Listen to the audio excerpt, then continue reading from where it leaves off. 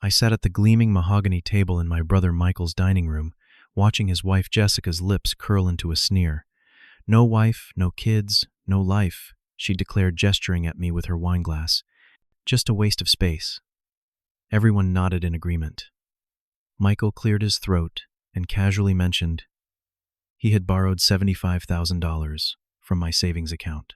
When I questioned this, they all insisted my money was better used by someone with a real life. Instead of arguing, I simply smiled, excused myself, and left. They had no idea what I had set in motion. 3 days later, my voicemail was full of their desperate pleas for help. Before I reveal what happened next and why their desperation was entirely of their own making, let me know where you're watching from and hit that subscribe button. Trust me, you'll want to see how this family learned the hard way that respect isn't optional, it's essential. My name is Aaron, and at 38 years old, I have built a life that makes me genuinely happy even if my family doesn't understand it. As a software architect for a major tech company, I earn a comfortable 6-figure salary that allows me to live exactly as I choose. And what I choose might seem strange to some: no marriage, no children, and a minimalist apartment that stays mostly empty because I'm rarely there. My passion is travel.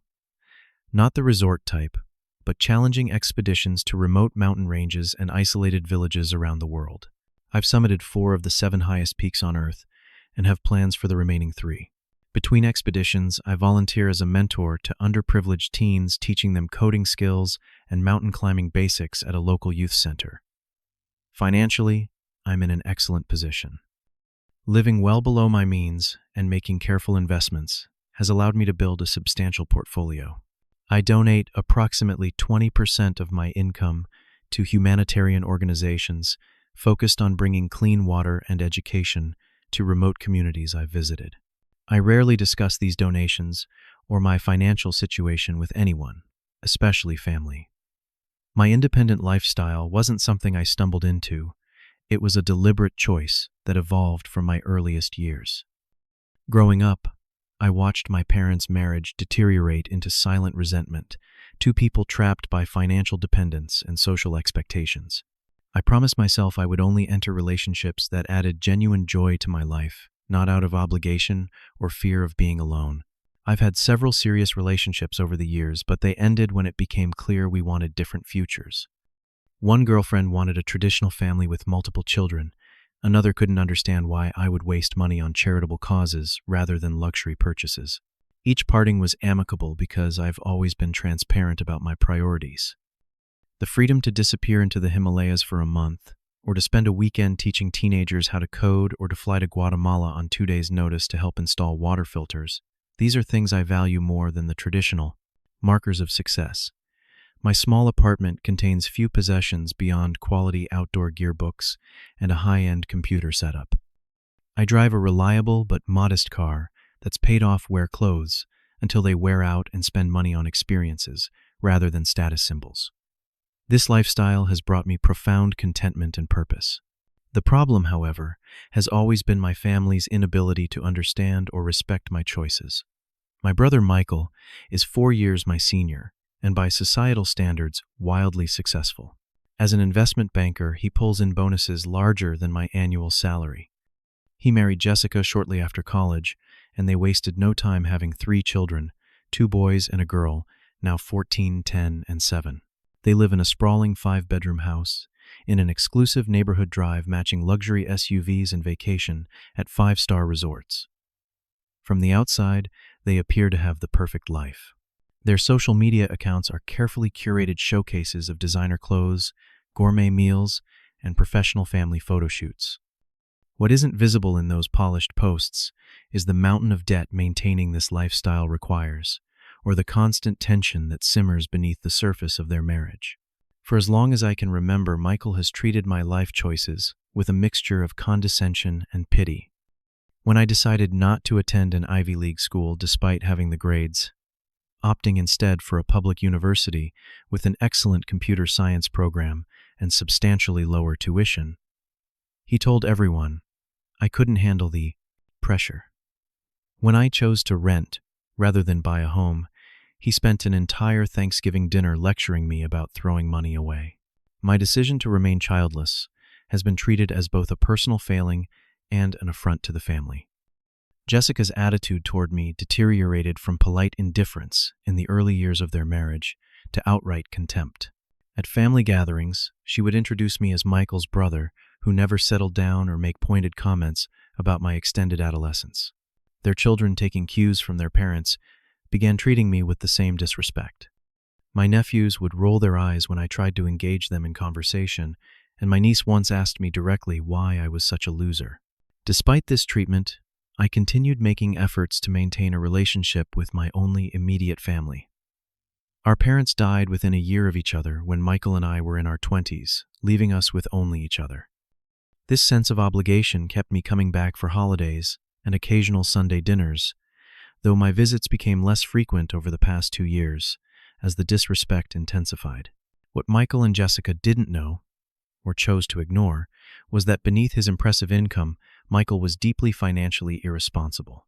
He had approached me multiple times for loans to cover unexpected expenses, which I later discovered were actually payments for luxury purchases he couldn't afford. Despite promising to repay these loans, the money never materialized. I had written off approximately $20,000 over the years, considering it the price of maintaining family peace. 3 years ago, Michael approached me with what he called an incredible investment opportunity in commercial real estate. He needed a co-signer for a substantial business loan, as his credit had been damaged by some previous ventures that failed. Against my better judgment, I agreed to co-sign with clear written terms that he would be responsible for all payments. The contract included a clause giving me a 15% ownership stake in the property as compensation for the risk. For the first 2 years, everything went smoothly. Michael made the payments on time, and the property appeared to be performing well. 6 months ago, however, I received a notice that 3 consecutive payments had been missed, putting the loan in danger of default. When I confronted Michael, he dismissed my concerns, claiming it was a temporary cash flow issue that he would resolve immediately. Unconvinced, I began monitoring the loan more carefully and discovered he had made only partial payments since our conversation, insufficient to catch up on the arrears. I decided to prepare for the worst by setting aside an emergency fund that could cover the loan if necessary to protect my own credit rating. This fund contained $75,000, money I had earmarked for an upcoming expedition to Mount Everest, representing years of disciplined saving. What I didn't know was that Michael still had access to one of my accounts. Years ago, during his divorce scare with Jessica, they had separated briefly before reconciling. I had added him to a savings account so he could access funds in an emergency. I had forgotten to remove him after the crisis passed, never imagining he would abuse this trust. 2 weeks before Christmas, I discovered the emergency fund had been completely drained. Bank records showed Michael had transferred the entire $75,000 to his personal account. I was stunned by this betrayal but decided not to confront him immediately. Instead, I chose to address it at the upcoming Christmas gathering, wanting to understand his justification face to face. What Michael didn't realize was that his theft had triggered a contingency plan I had developed after the missed loan payments. I had consulted with my attorney about protecting myself if the situation deteriorated, and we had prepared legal documents ready to file if necessary. Michael's unauthorized withdrawal of my savings was exactly the scenario we had anticipated, and it set in motion consequences he could never have imagined. Christmas Day arrived cold and clear. Michael and Jessica's house was decorated like something from a magazine spread, professional lighting, illuminating the 3-story exterior, a 12-foot tree visible through the picture window, and a wreath that probably cost more than my monthly rent. I arrived carrying modest but thoughtful gifts, books selected for each child's interests, a specialty coffee subscription for Jessica, and a rare bottle of whiskey for Michael. These presents were met with barely concealed disappointment, particularly compared to the extravagant exchanges among the rest of the family. My nephew unwrapped the astronomy book I had chosen and immediately set it aside with a dismissive whatever, while my niece complained that her art supplies weren't from the expensive brand her friends used. The tension simmered throughout dinner. Jessica made several pointed comments about my ancient car and basic clothes, while Michael boasted about their recent yacht club membership and plans for a spring break trip to Bali.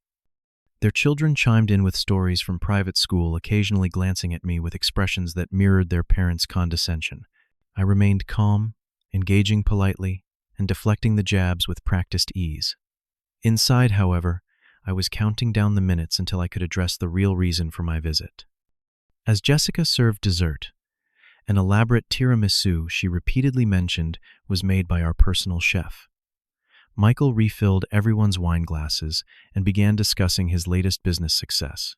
When he mentioned the commercial property I had co-signed for claiming it was really taking off, I saw my opening. "Speaking of that property, Michael," I said quietly, "I noticed there have been several missed payments on the loan." Michael's smile faltered slightly. "Just a temporary situation. Nothing to worry about. I'm also curious about the $75,000 you took from my account 2 weeks ago." I continued, maintaining eye contact. "That was my emergency fund." The table fell silent. Michael cleared his throat. "I was going to tell you about that. I needed to cover some year-end expenses for the property. It's just a short-term loan." Jessica interjected before I could respond. "Oh, please, Aaron. It's not like you need that money. What would you even use it for? Another one of your little mountain trips. That money was earmarked for something important to me," I explained calmly, "and Michael didn't ask permission before taking it." "Well, we have 3 children to raise and a mortgage to pay," Jessica snapped. "Michael needs that money more than you do. No wife, no kids, no life." She gestured dismissively at me. "Just a waste of space." To my shock, everyone at the table nodded in agreement, even the children. Michael leaned forward. "Look, Aaron, the money is being put to good use. Jessica's right. What do you need it for? You're 38, with nothing to show for it. No family, no real assets. Just wandering around mountains and working with those charity cases." I looked around the table at their contemptuous faces. Something inside me, perhaps the last thread of familial obligation, finally snapped. "I see," I said quietly. I folded my napkin, placed it beside my plate, and stood up. "Thank you for dinner. I think it's best if I leave now." "That's it," Jessica laughed. "No argument, no lecture about how we should ask permission to use your precious money." I simply smiled, wished them a Merry Christmas, and walked out. Behind me, I heard Michael mutter pathetic, followed by their collective laughter. They had no idea what was coming. The moment I returned home, I made 3 phone calls that set my plan in motion. First, I called my attorney to confirm that Michael's unauthorized withdrawal constituted the trigger event we had discussed. She assured me it did, and promised to file the prepared documents first thing in the morning. Second, I contacted the manager of the commercial property, informing him of upcoming changes to the ownership structure. Finally, I called my expedition leader to explain I would need to postpone my Everest climb. What Michael didn't know was that after discovering the missed loan payments 6 months earlier, I had done much more than create an emergency fund. I had meticulously documented every aspect of our financial arrangement, including evidence that he had misrepresented the property's performance to both me and his business partners. My attorney had prepared legal notices, asserting my 15% ownership stake and demanding immediate financial transparency. We had also drafted a formal complaint to the Investment Regulatory Board regarding Michael's mishandling of investor funds, a complaint I had held back on filing out of family loyalty. Additionally, I had discovered through careful investigation that Michael had been falsifying documents to his employer, inflating the performance of client portfolios he managed. I had compiled this evidence but hesitated to use it, hoping Michael would correct course without external pressure. His theft of my savings eliminated any remaining hesitation. The morning after Christmas, while Michael and his family were probably still sleeping off their holiday celebration, the machinery of consequences began to grind into motion. The property management company received legal notice of an ownership audit and asset freeze. Michael's business partners received documentation of financial discrepancies. His employer received an anonymous but detailed report of ethical violations in client account management, and the loan company received formal notification of unauthorized use of collateral funds, triggering an automatic freeze on related accounts. Finally, I filed an emergency motion regarding the unauthorized withdrawal from my account, resulting in a freeze on Michael's personal accounts pending resolution. With these actions complete, I turned off my phone, packed my expedition gear, and drove to a remote mountain range for a challenging winter climb I had planned months earlier. This wasn't the Everest expedition my stolen funds had been intended for, but it would provide the solitude and clarity I needed to process the family rupture. For the next 2 weeks, I would be completely unreachable as I tested myself against nature's most brutal elements, a fitting parallel to the emotional storm I had just weathered. Michael's Christmas morning satisfaction evaporated quickly. He awoke to an inbox full of alarming notifications. His business accounts were frozen pending investigation. The property management company had locked him out of the building and financial records. His partners were demanding emergency meetings. And most immediately, concerning his credit cards, were being declined as he attempted to purchase his children's post-Christmas wish list items. Jessica discovered the severity of the situation while trying to use their joint credit card at an exclusive boutique surrounded by other wealthy patrons. The humiliation of having her card declined multiple times was compounded when she called Michael and learned they couldn't simply use another card. All their accounts were inaccessible. Their children, accustomed to instant gratification, couldn't understand why their plans for a lavish New Year's ski trip were suddenly canceled, or why the new gaming systems promised for after Christmas wouldn't be arriving. The eldest began to sense something seriously wrong as he overheard his parents' increasingly panicked conversations. Michael's calls to his business partners were met with cold suspicion. The documentation they had received painted a damning picture of his financial management. His meeting with his supervisor at work went even worse. He was placed on immediate leave pending investigation of the serious allegations regarding client accounts. As the situation deteriorated over the following days, Michael's attempts to contact me grew increasingly desperate. His initial messages were angry accusations. "What the hell did you do?" and "You had no right to interfere in my business." These gradually transformed into explanations. "You don't understand the pressure I'm under, and I was going to pay you back." By the third day, the tone had shifted entirely to pleading. "Please, call me back. We need to talk about this, and the kids are asking why everything's canceled. I don't know what to tell them." Jessica's messages followed a similar trajectory, beginning with outrage. "How dare you do this to us?" Transitioning to blame. "This is what happens when you have no family of your own to think about," and finally collapsing into desperate appeals. "The children don't deserve to suffer for this. Please help us." Even the children left messages clearly coached by their parents. "Uncle Aaron, we're sorry if we hurt your feelings. Please call Dad back. And we miss you and want to talk to you." The final voicemail left late on the third night was from Michael alone. His voice cracking, he admitted I was wrong. What I did was wrong. "I've been wrong about a lot of things. Please, Aaron, I need your help. I'll do whatever you ask. Just call me back." But there was no answer. While their comfortable world collapsed around them, I was halfway up a mountain face, experiencing a different kind of struggle, one that would ultimately prove far more rewarding. The winter expedition challenged me in exactly the ways I needed. Each labored breath in the thin mountain air, each careful placement of ice axe and crampon required complete focus, leaving no room for rumination on family drama. The team I joined consisted of 6 experienced climbers, all with their own reasons for seeking the particular clarity that comes only from testing oneself against nature's extremes.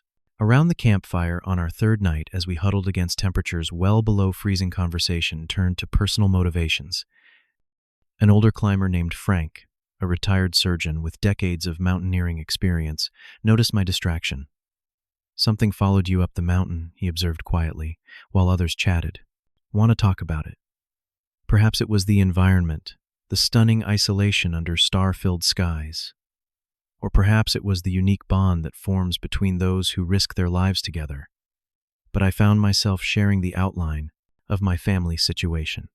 Frank listened without interruption, his weathered face thoughtful. When I finished, he nodded slowly.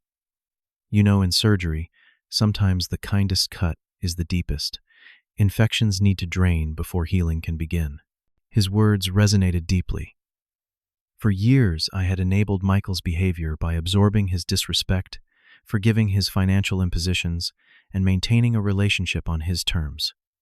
My desire to preserve family bonds had actually prevented the honest confrontation that might have corrected our dysfunctional pattern years earlier. As we pushed toward the summit over subsequent days, I processed years of complicated emotions. The physical exertion provided release for anger, the camaraderie offered balm for hurt, and the magnificent landscape gave perspective on what truly mattered.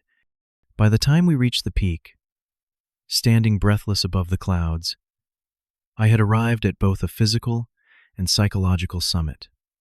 I would help Michael and his family, but on entirely new terms. There would be accountability boundaries and a fundamental shift in our relationship dynamic. If they rejected these terms, I was prepared to sever ties completely. Either way, I would no longer accept disrespect as the price of family connection.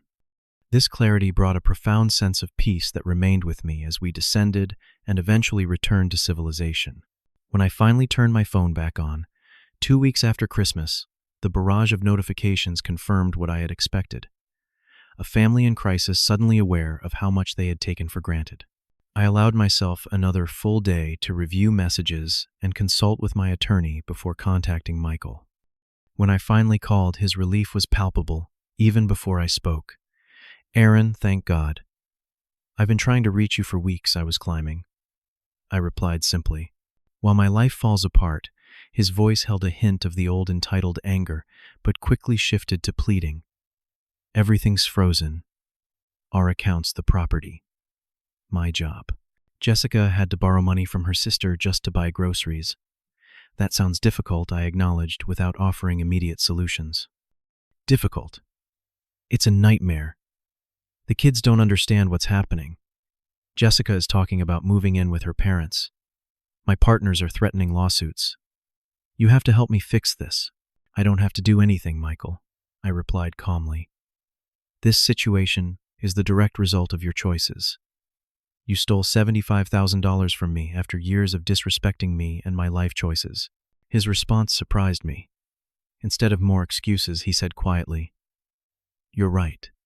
After a long pause, I outlined my terms: full repayment of all money taken with interest, family counseling, financial management classes, a formal apology from both him and Jessica, and a complete restructuring of our relationship based on mutual respect. In exchange, I would work with my attorney to gradually release the financial holds and help them transition to a more sustainable lifestyle. "And if I refuse?" Michael asked, though his tone suggested he already knew the answer. "Then you'll face this without my help. The legal consequences will play out and we'll go our separate ways permanently." We arranged to meet the following day at a coffee shop, neutral territory where we could discuss specifics with Jessica and the children present. Before ending the call, I made one thing abundantly clear. This is your last chance, Michael. I won't allow myself to be treated as a family resource rather than a family member ever again. The shift in power was unmistakable. After years of Michael setting the terms of our relationship, I was finally establishing boundaries that honored my own worth. I arrived at the coffee shop 30 minutes early, selecting a quiet corner table and arranging chairs so Michael and Jessica would sit directly across from me. The setting was deliberate, a public place where emotional outbursts would be constrained yet private enough for honest conversation. When they arrived, the transformation was striking. Gone were the designer clothes and confident bearing. Michael looked haggard in a simple button-down shirt, while Jessica wore minimal makeup and a sweater I recognized from years earlier. The children trailed behind, subdued in a way I had never witnessed. After awkward greetings, Jessica immediately began using the children's distress as leverage. "The kids have been so upset by all this," she said pointedly. "They don't understand why their uncle would hurt their family." I addressed the children directly, maintaining a kind but firm tone. "I know things are confusing right now, but sometimes adults make mistakes that have serious consequences. Your dad and I need to work some things out, and things might be different for a while. But you're going to be okay." Michael, following our agreed terms, delivered a formal apology. "Aaron, I was wrong to take money from your account without permission. I was wrong about how I've treated you and talked about your life choices. I was wrong to dismiss the things that matter to you." Jessica's apology came with visible reluctance, but she managed to acknowledge her disrespect and the poor example they had set for their children. The older children watched this exchange with wide eyes, clearly processing this unprecedented humility from their parents.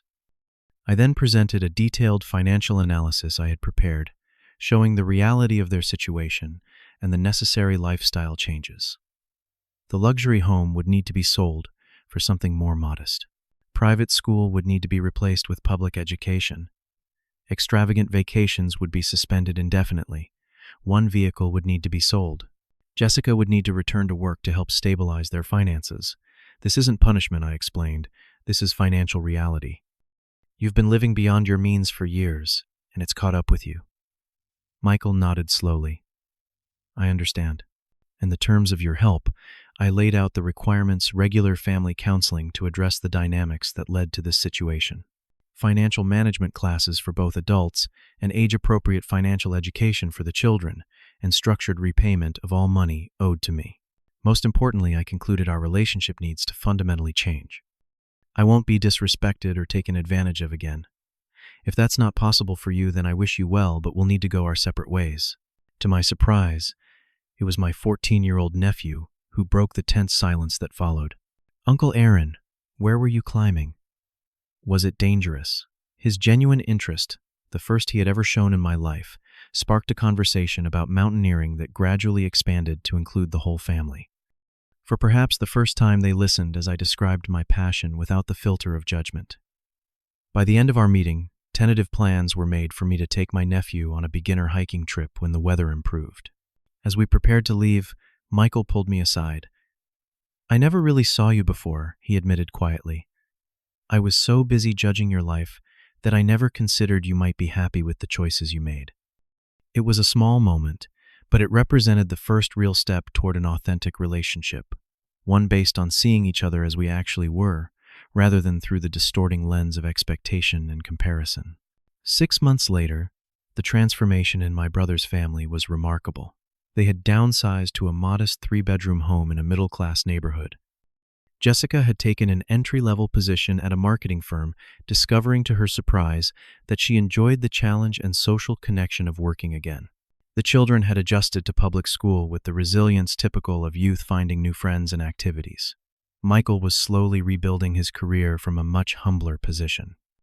The ethical violations had indeed cost him his prestigious role, but with my advocacy and his genuine commitment to change, he had secured a position with a smaller firm that allowed him to use his financial knowledge while operating under Anders' appropriate supervision.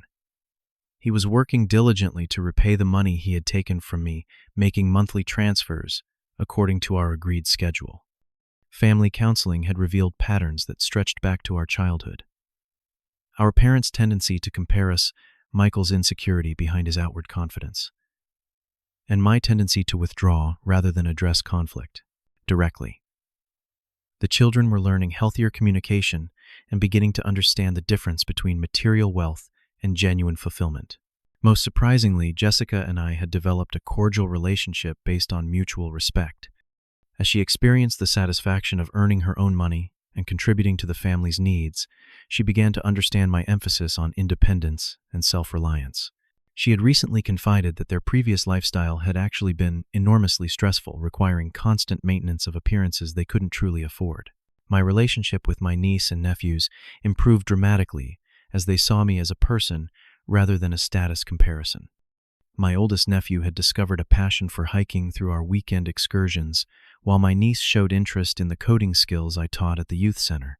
Even the youngest had begun asking thoughtful questions about the countries I had visited, his worldview expanding beyond material possessions. I had established college funds for each child, separate from their parents' control, and contingent on maintaining reasonable academic performance. This provided security for their futures, regardless of Michael and Jessica's financial situation, the support that honored my role as their uncle without enabling their parents' poor choices. My own life continued to flourish. The stolen Everest funds had been replenished through Michael's repayment plan and my continued saving discipline. I had begun a relationship with Elise, a fellow climber I met during the winter expedition, who shared my values of independence and adventure. We complemented each other perfectly, each maintaining our separate homes and careers, while building a connection based on mutual respect and shared passions. The crisis had prompted me to be more open about my achievements and charitable work, no longer hiding these aspects of my life to avoid family judgment. I had published a well-received book about financial independence and finding personal definition of success, drawing partly on my family experience while maintaining their privacy through changed details. Michael and I were building a relationship that felt genuine for the first time in our adult lives. Our weekly coffee meetings, initially tense discussions of financial obligations, had evolved into conversations about our lives, interests, and perspectives. He had recently asked my advice about teaching his children about money, a request that would have been unimaginable a year earlier. I was trying so hard to give them everything that I never taught them the value of anything, he admitted during one such meeting. I don't want them making my mistakes. Looking back on that Christmas confrontation, from the perspective of 18 months later, I can see how necessary that painful rupture had been. My brother's family had been living in an unsustainable bubble of materialism and status competition. My own complicity in our unhealthy dynamic had prevented any meaningful change. Sometimes the most loving action isn't smooth continuation, but disruptive truth. By allowing Michael and Jessica to experience the consequences of their choices, I ultimately gave them something far more valuable than financial bailout: the opportunity to build authentic lives based on sustainable values rather than appearances. The children, initially the most innocent victims of their parents' collapse, ultimately benefited most from the family's transformation.